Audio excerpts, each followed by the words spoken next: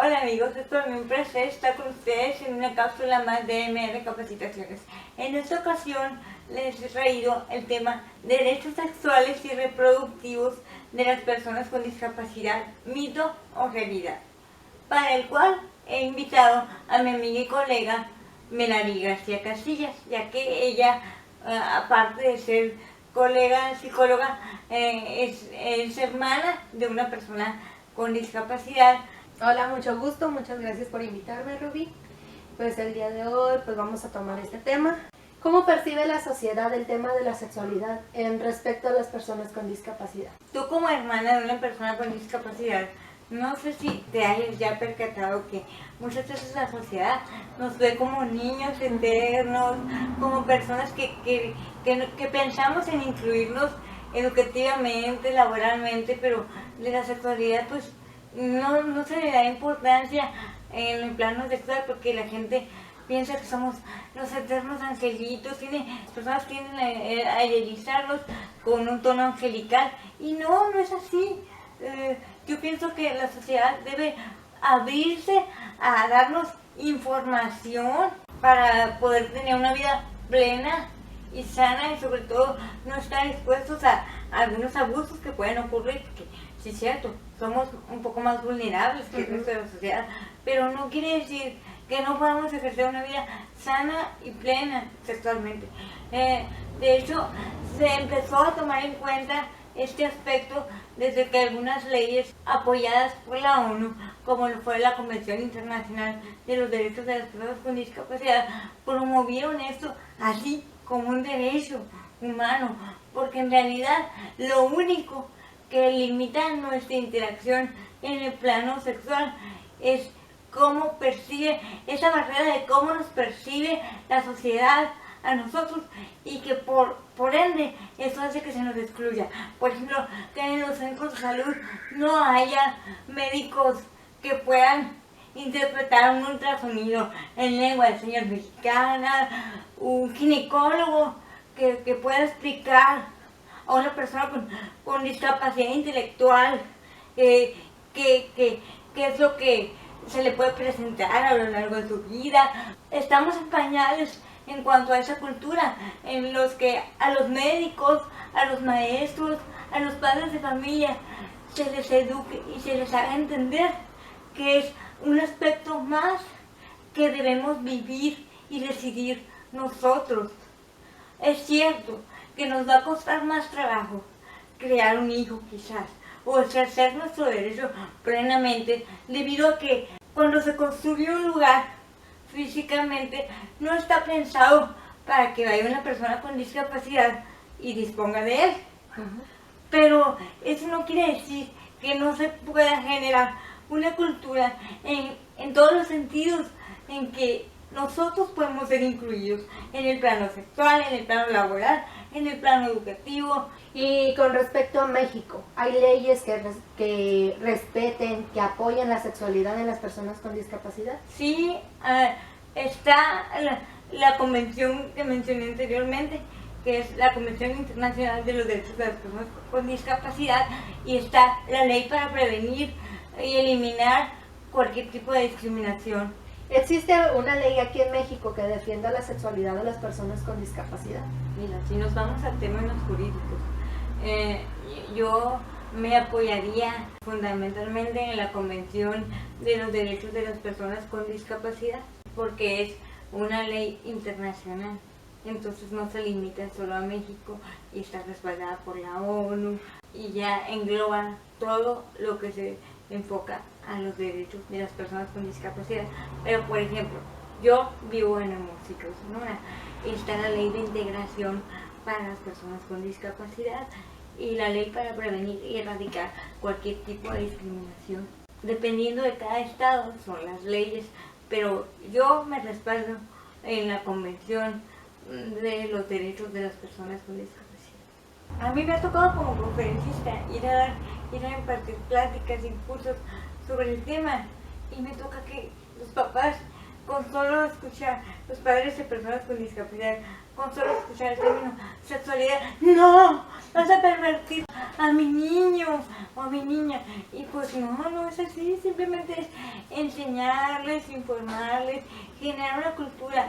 ¿Por qué? Porque yo soy de la idea en que el cuerpo es sagrado, entonces hay que cuidarlo, y la única manera de cuidarlo es enseñándole a tu hijo a respetarlo y a respetarse a sí mismo, enseñarle también que el sentir no es pecado, el tener un deseo sexual no es pecado porque es un ser humano como cualquier otro, el tener emociones, sentimientos no es pecado. La sexualidad va desde qué te pones, desde qué te gusta, qué colores te agradan, tu estilo, tu forma de ser, tu actitud.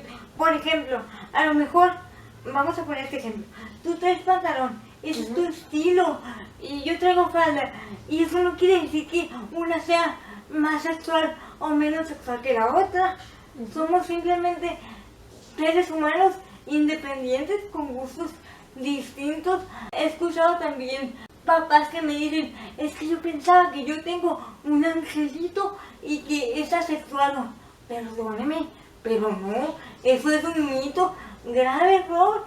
Y si tú no ayudas a tu hijo a ver que es una persona normal, cuando le lleguen los cambios de la edad y todo eso, las distintas etapas que va a estar experimentando, va a decir, hey, ¿por qué siento esto?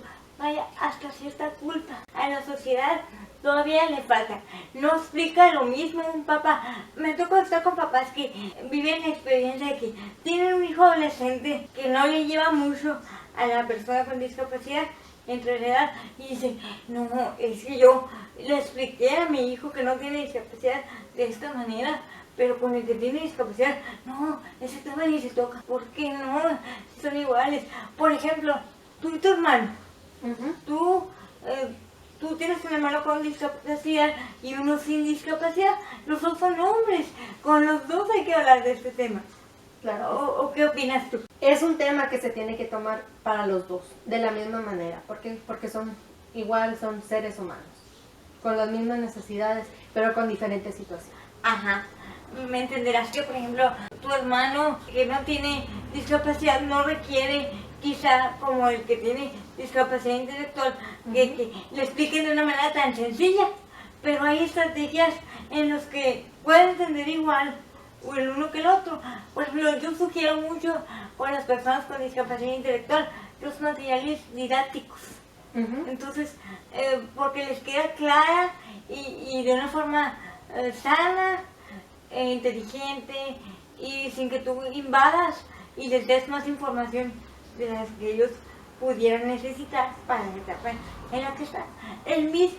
La misma persona con discapacidad te la va a ir pidiendo a forma de que va creciendo, pero es importante que la sociedad se abra, que no lo vea como un tabú, que no lo vea como que yo mando a mi hijo a la escuela y lo demás que ni se entere.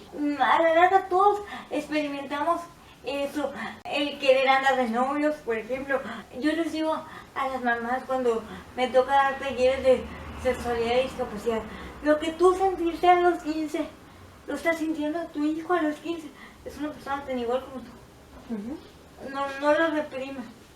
Basado en la información que has investigado para tu libro de las personas con discapacidad y desarrollo humano, ¿crees que la reproducción en las personas con discapacidad es un derecho? Más que lo que he investigado para mi libro, te puedo decir que si nos vamos a la Convención de los Derechos de las Personas con Discapacidad, podemos encontrar ahí que dice que toda persona tiene derecho a decidir si quiere tener familia o no, y si qué tan grandes van a ser los intervalos entre el nacimiento de un hijo y otro, qué condiciones quiere elegir para tener ese hijo.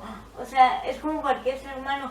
Entonces, he visto casos de padres de familia que dicen, no, es que yo voy a llevar a operar a mi hija.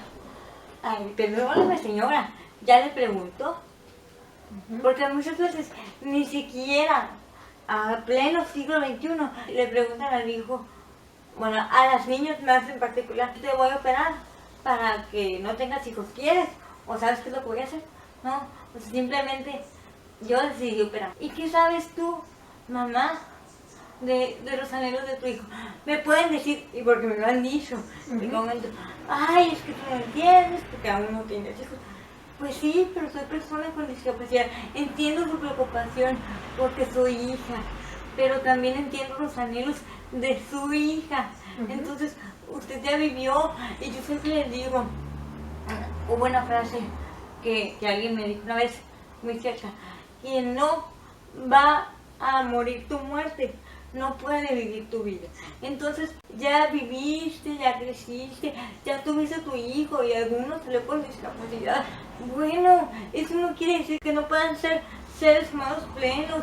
Tenemos muchos ejemplos de personas con discapacidad que han tenido hijos y tienen una familia muy bien, muy funcional, y otras personas que no tienen discapacidad, que vaya, las familias son un desastre, perdón la expresión, pero la discapacidad no tiene nada que ver con que podamos ser buenos padres o no. Y tampoco es una obligación ser padre si no quieres, es algo muy personal, que cada quien es quien va a decir si sí o si no.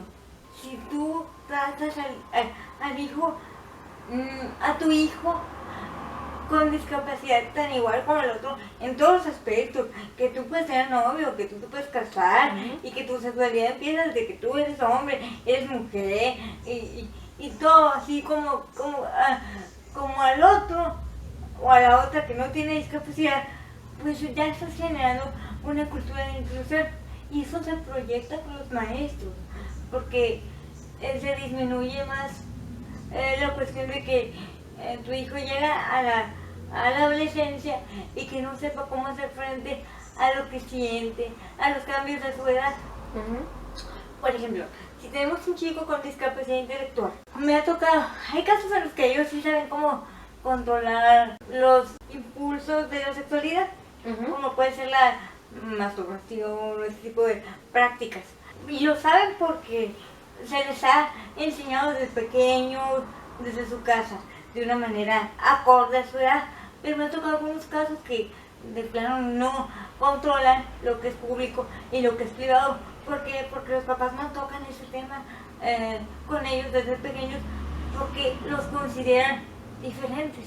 Desde ahí se pone una barrera para el aprendizaje y participación, y las barreras actitudinales que a la larga repercuten cuando usted ya es adulto. Por ejemplo, en las personas con discapacidad motriz. Yo como persona con discapacidad motriz puedo decir que en mi adolescencia batallé mucho porque todos los doctores se dirigían a mi mamá y no a mí, y por más pequeño que sea el niño, el doctor siempre debe buscar explicarle al paciente de una manera que esto no le afecte, tanto los temas médicos como los temas de salud. Y bueno, ahora ya más de grande, noto que también mis pacientes en mi vida profesional me dicen, ay, es que voy al ginecólogo y ni siquiera se refieren a mí, o ni siquiera me explican sobre las infecciones vaginales, porque ellos se dirigen a mi mamá, o a mi cuidador, porque ni siquiera creen prudente hablarme de esos temas. Claro, hay médicos ya, gracias a Dios, muy abiertos, que yo les aplaudo, que tomen esta actitud y que bueno, se dirigen al paciente como lo que es, como un ser humano, consciente, que puede llegar a ser independiente, tenga la discapacidad que tenga. O sea, los límites se los pones tú, y que esto mismo tratan de explicárselo a los padres de familia y le explican al paciente cuáles son los cambios que puede presentar. Fui con el doctor a hacer una consulta sobre mi escoliosis. Tengo algo que se llama escoliosis. Entonces yo le pregunté al doctor, ¿qué impedimentos hay para que con escoliosis yo pueda tener un embarazo normal? Y el doctor muy bien me explicó, muy amablemente, muy abierto, incluso dijo que qué bueno que yo quisiera informarme de los riesgos de la escoliosis y un embarazo, y me dijo qué probabilidades tenía. Bueno, pero mi mamá sí se quedó así como que, o sea, ¿por qué no? Entonces ya el doctor le dijo, apóyela, es fundamental que lo haga, es una persona normal. Para esto que pues mi mamá pues ya sabe muy bien lo que tiene, ¿no? Ya sabe mis planes, mis proyectos y pues no le quedó más que tomarlo con naturalidad y pues decir pues que es mi vida, que a la larga yo decido sobre mi cuerpo, yo decido sobre mi vida y decido qué quiero ser.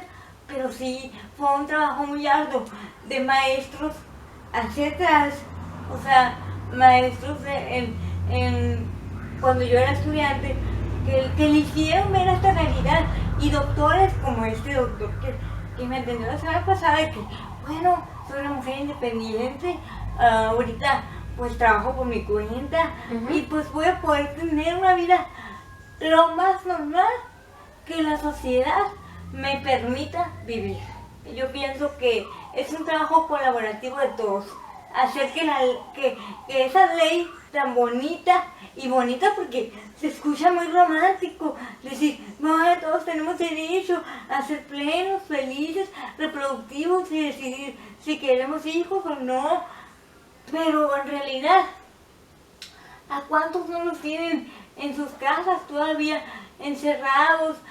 ¿Con cuántos no cometen abusos todavía y ni siquiera se denuncia porque nos toman como seres humanos que no merecemos ser informados, que ni siquiera saben la diferencia entre un abuso y algo permitido?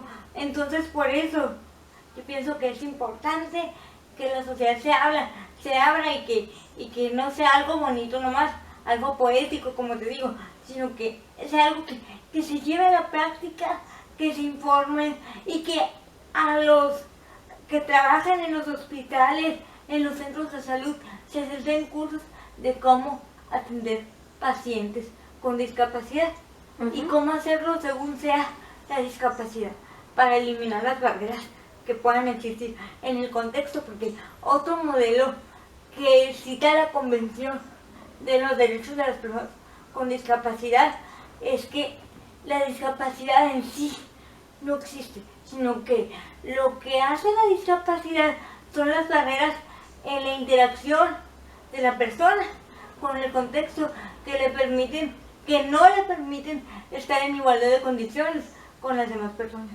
¿Mito o realidad? Las personas con discapacidad desarrollan el líbido. Te diré, primero, como persona con discapacidad, todas desarrollamos el líbido.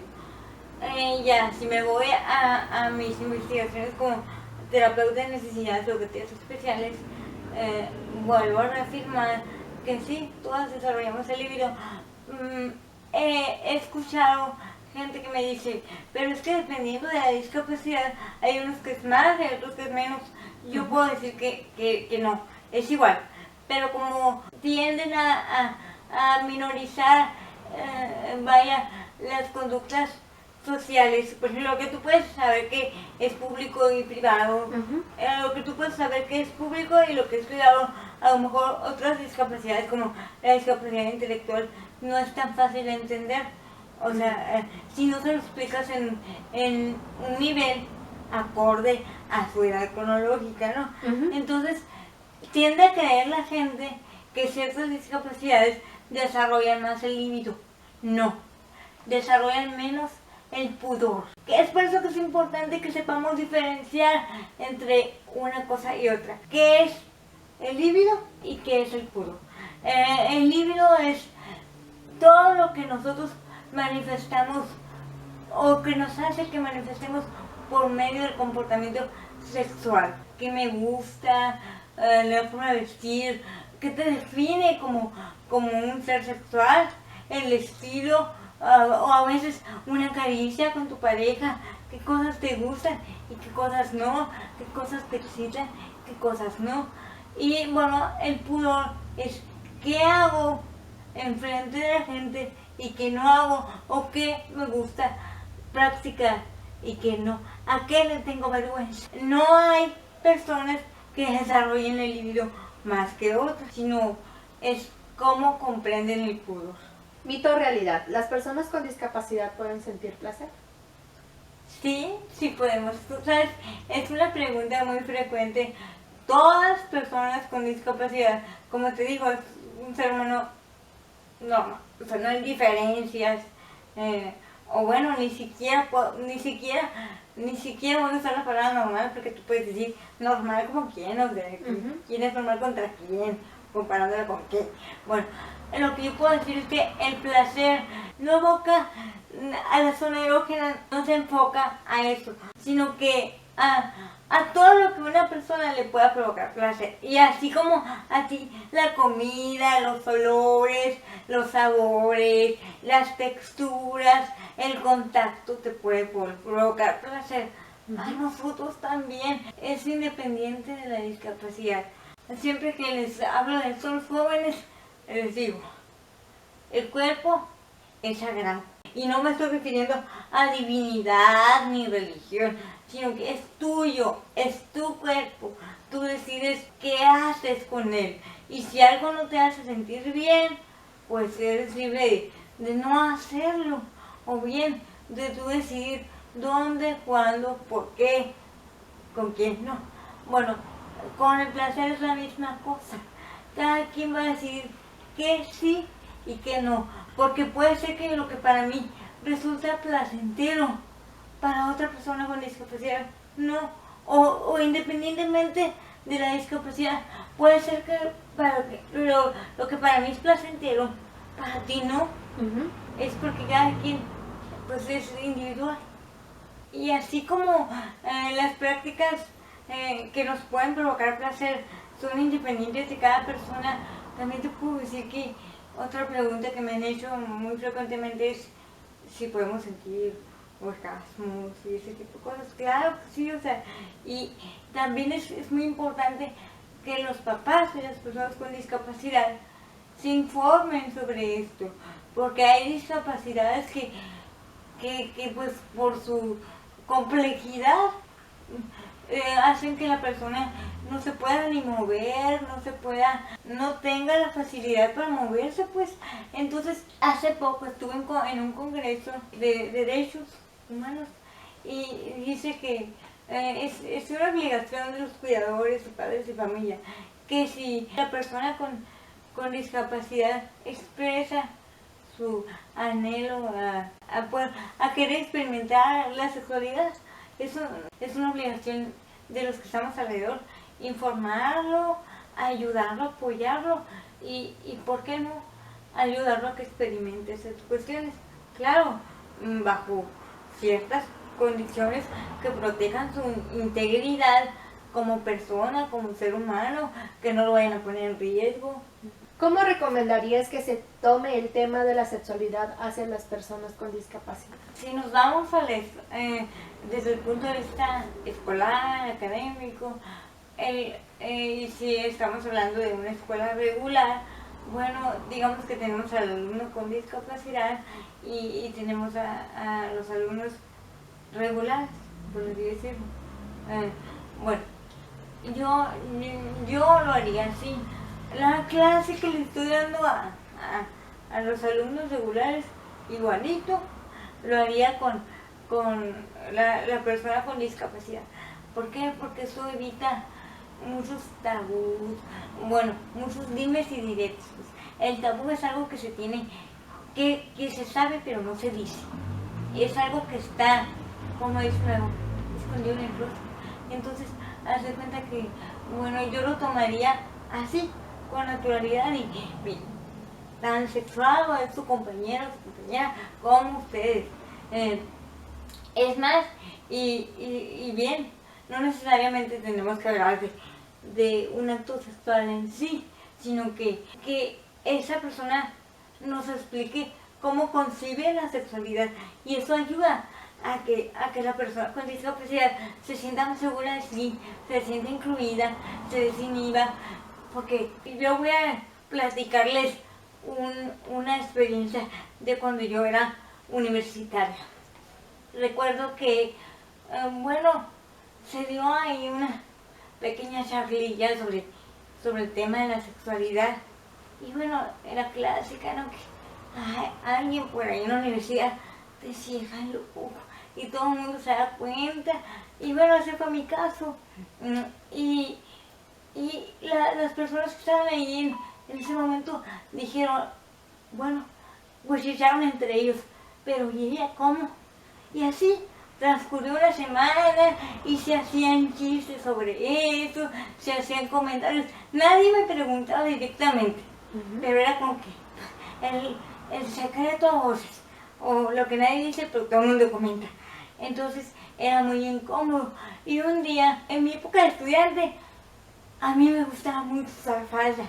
Entonces un día se me ocurre ir en falda a la universidad y pues a alguien que no se atrevía a preguntar, pero que tenía esa duda de que si sentíamos o no las personas con discapacidad, preguntas como las que tú me estás haciendo, dejó caer un café caliente en mis piernas. Entonces fue ahí cuando una maestra, vaya, que ni siquiera que ni siquiera me daba clases, pero me vio que estaba enojada por esta situación, me dice, ¿sabes qué, Rubí? Tú tienes que hablarles de estos temas a tus compañeros, decirles qué opinas tú sobre la sexualidad y cómo la ves y qué sabes sobre el tema. Ese fue mi primer acercamiento hacia la sexualidad y qué doloroso, lo digo como persona con discapacidad, que tenga que ser así. Qué doloroso que tenga que ser porque las mismas dudas de la sociedad te exponen.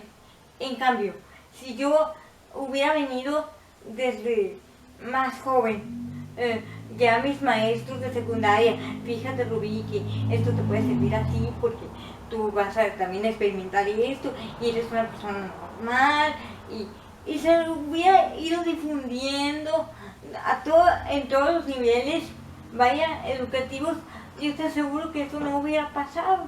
O sea, pero bueno, me acuerdo que ya después el muchacho pues se disculpó, y entonces sí es importante que tanto en el contexto familiar como en todas las etapas del contexto educativo lo tomen con naturalidad y que hagan participar en el tema a la persona con discapacidad, para que ella misma empiece a percibirse como una persona que tiene derecho, que es una persona sexual y que siente y que no piense nunca o experimente una sensación de culpa o de ¿qué me está pasando? ¿Por qué siento esto? Porque a veces nosotros también nos compramos la idea errónea de que somos unos angelitos, y la verdad pues con esa actitud no vamos a llegar a nada.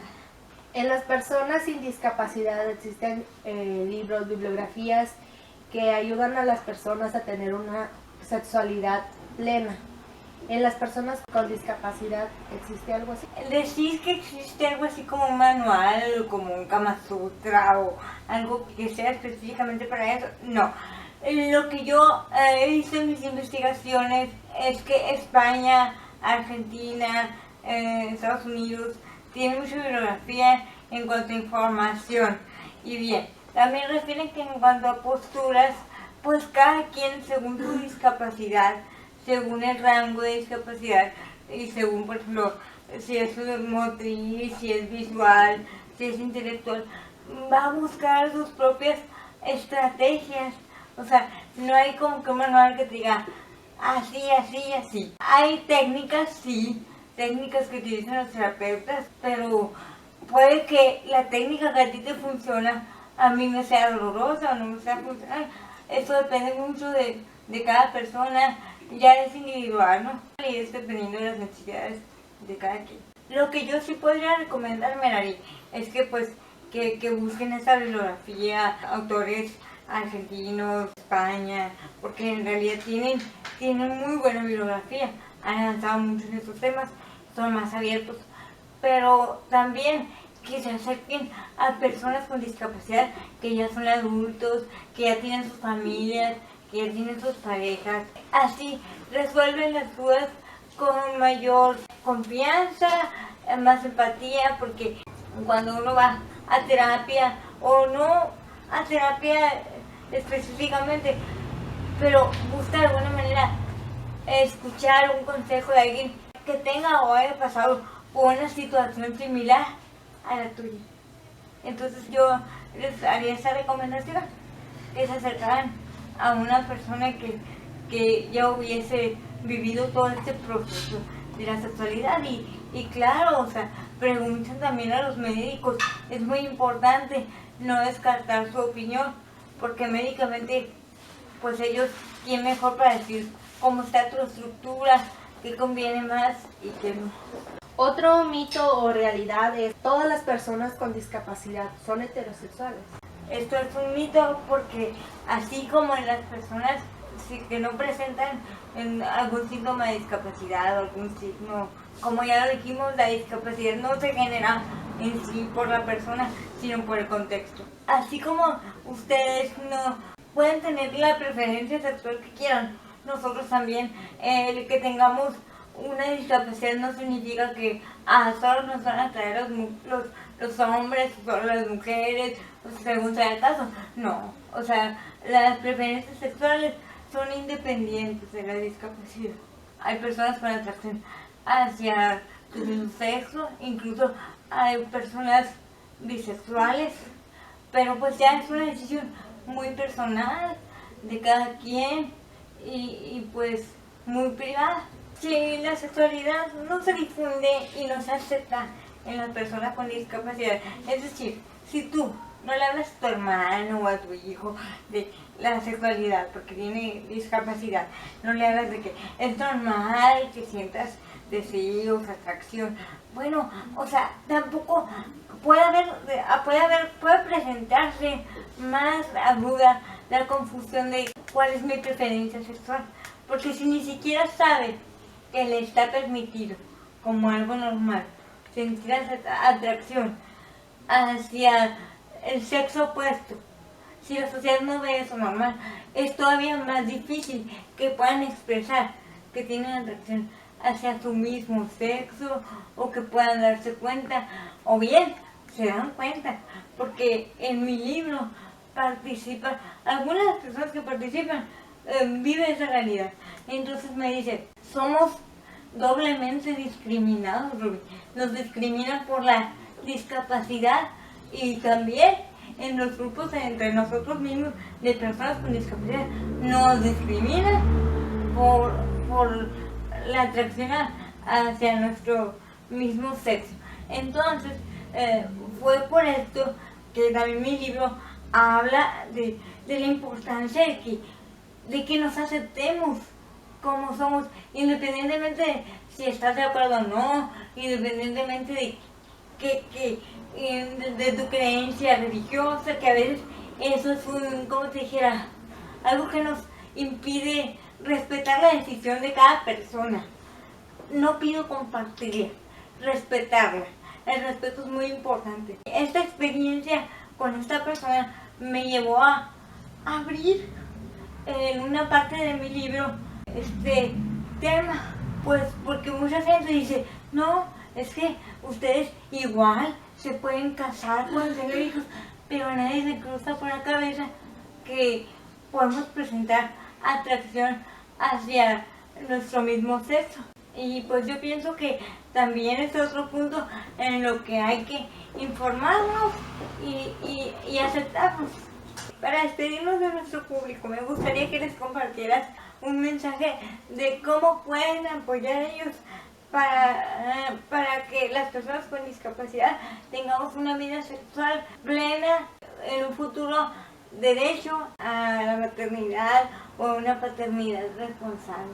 Como familiar de una persona con discapacidad, en este caso mi hermano mayor tiene autismo, acercarme a él. Hay discapacidades en donde la persona no puede expresarse como nosotros lo hacemos, no puede expresarse verbalmente.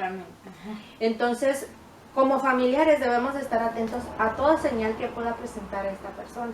Estar atentos a las señales que presenten nuestros familiares con alguna discapacidad, más que nada para que tengan pudor en lo que hacen y estar conscientes en que estas señales son normales, pero hay lugares en donde se puede hacer, sí, y otros no. Y yo creo que el pudor es en la medida de lo razonable, porque tampoco le vas a crear como una especie de represión al chico o a la chica, entonces es como que sin morbo, pues sin crearles morbo, hasta donde llega el pudor normal hacia la sexualidad, que se sepas cuidar. Visitar a algún especialista.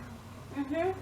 Para, más que nada, hacerle una valoración en el que su cuerpo esté físicamente bien. Sí, o sea, que reciba la información adecuada de acuerdo a la discapacidad que presenta, para que no afecte su fisionomía y que se le explique de una manera adecuada al nivel de madurez psicológico que esté manejando la persona con discapacidad, dependiendo de la discapacidad que sea, ¿no? Exacto. Bueno, pues muchas gracias, amigos. Esperamos que esta cápsula haya sido de su agrado. Fue un honor estar con Merari García compartiendo conocimientos e inclusión que trasciende. Denle like a nuestro video y compártanlo, y esperamos sus comentarios. Hasta la próxima.